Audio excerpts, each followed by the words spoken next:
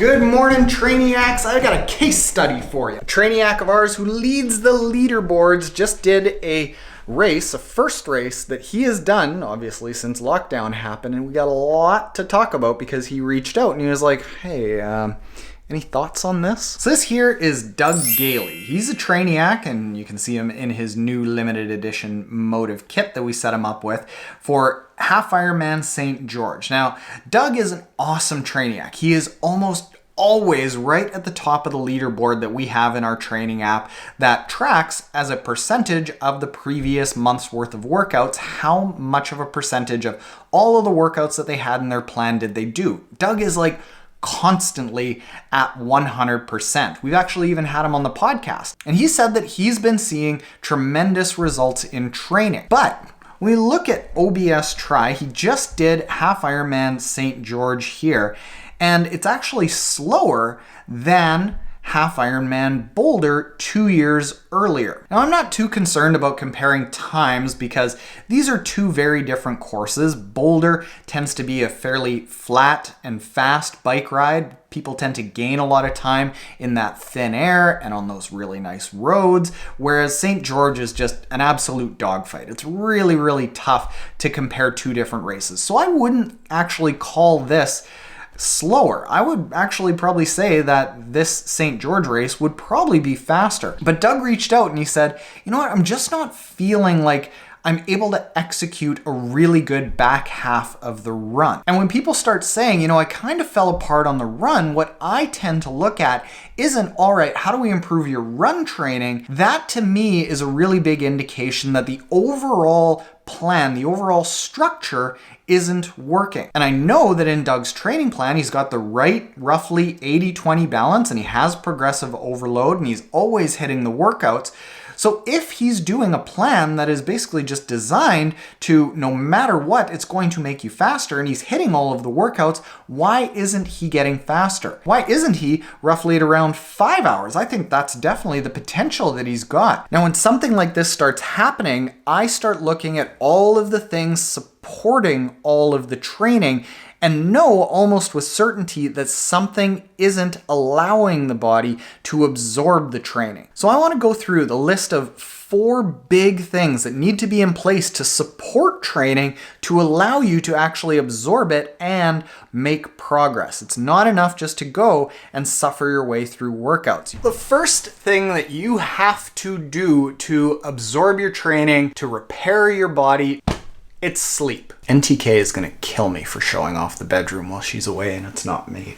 This is how Taren makes the bed. Basically, I just flatten everything out. Sleep is the time that our muscles are repaired and rejuvenated from the pounding that we give it while we're working out. As a rule of thumb, anywhere over 7 hours is about appropriate for actually getting rejuvenated. And anything over 9 is an indication that there might be something wrong. So that sweet spot tends to be the 7 to 9 hour mark.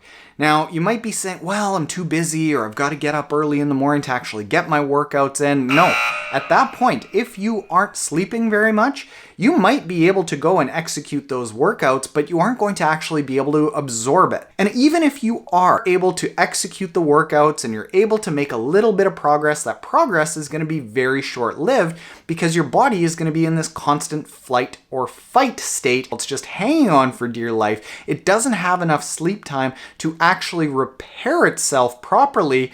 So you're going to maybe see a little increase in performance, but it's going to plateau really, really quickly. And if you keep going, I know somebody that by all accounts, you would look at him and be like, wow, that guy is like so jacked and healthy, and there's no way that he could possibly be anything but the fittest person anyone knows. But what's happening is that his hormones are not in a good place and he's really plateaued. So if you're using something like a Garmin watch to track your sleep, that's perfect. You want to get a good 7 to 9 hours of uninterrupted sleep. If you have to get up in the middle of the night one time to pee, that's cool, but you don't want like 4 hours and then up for 90 minutes and then back to sleep for another 3.5 hours. That 90 minutes of being up for a really long time, that's an indication that something's wrong.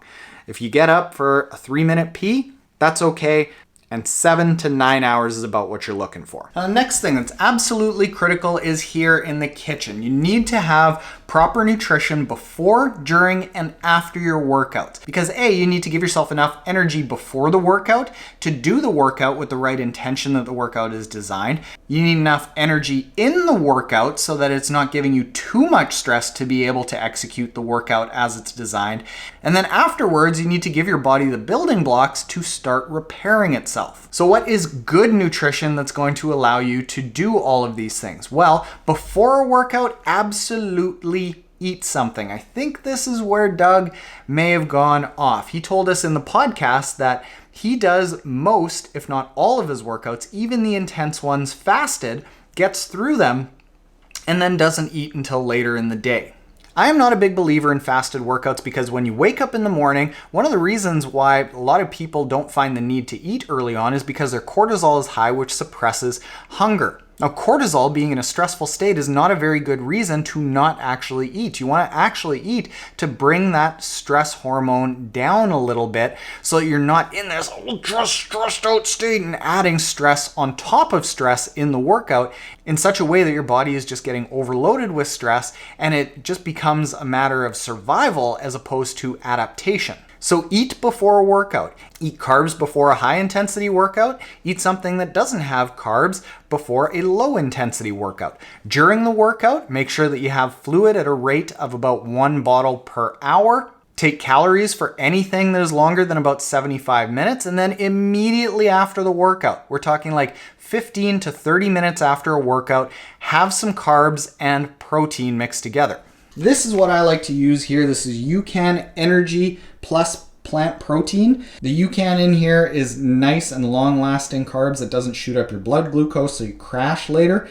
And it gets you that carbs and the protein in a really good ratio. So right off the hop, you're giving yourself all of the macronutrients that you need to start the rebuilding process and the rejuvenation and the topping your muscle glycogen back up so you're not running on empty. And because it's a liquid form, your stomach's going to have an easier time digesting it because blood is still shunted away from your stomach from the workout. And then I'll refrain from giving rest of the day diet advice because that goes down a big rabbit hole that is its own video. But just think, eat well.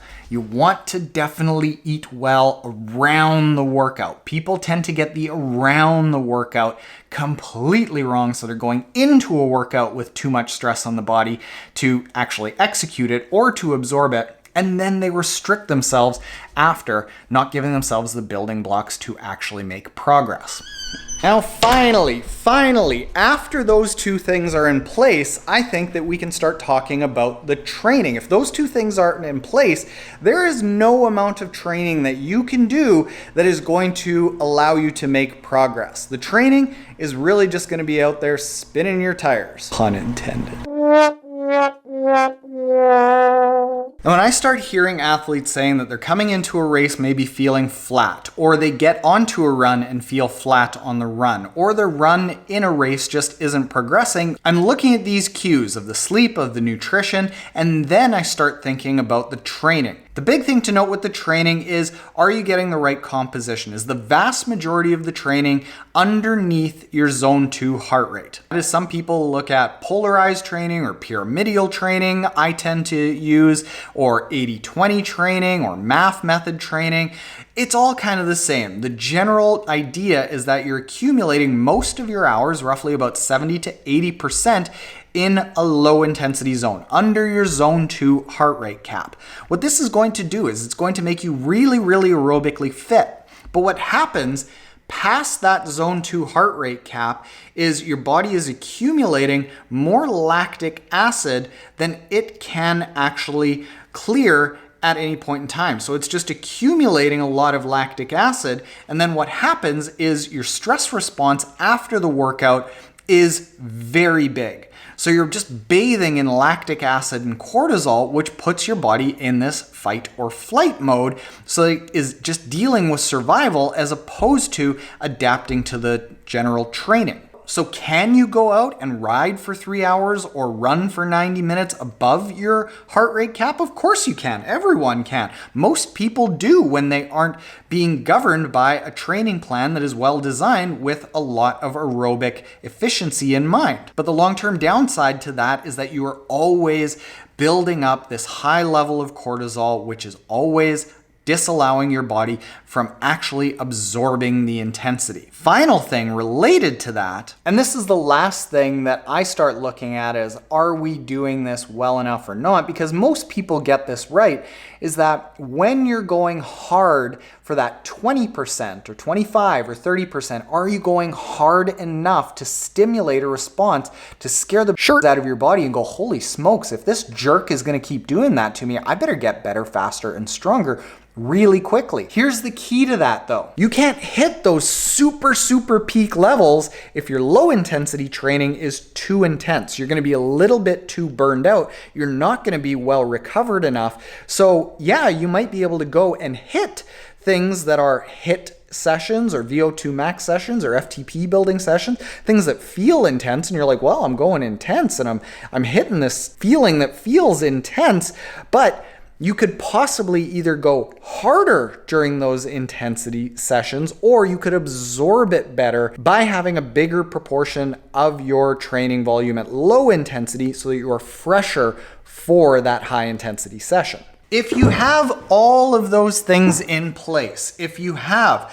a good training plan that is building up your aerobic base with that 70 to 80% low intensity, you are hitting really high intensity sessions that is forcing your body to go, whoa, holy smokes, I better adapt to this. You're getting enough sleep to give your body a chance to make those adaptations, and you're giving yourself the nutrition with the building blocks to actually do the rebuilding in our muscles and our entire system. There's almost no way that you won't get faster if you have a well-designed training plan and all of the things to support it. And if you've got all of these things covered, then I'd maybe start looking at, is there something underlying health-wise that is preventing you? Because if you do the work and you give your body the support that it needs, there's no way that it doesn't get faster. Now, if you want a training plan that includes all your swim, bike, run sessions, your strength sessions, even yoga sessions, and it's got year-round training as well as race prep training, you can use our training plan, which takes care of all that. Go to app.mymotive.com. You can try it free for 14 days. And if you like it, stick around and hang out in the social media feed in there to keep motivating yourself. So go check that out. And if you aren't already subscribed, hit the subscribe button below. Later, Trainiacs. Hopefully this helps, Doug.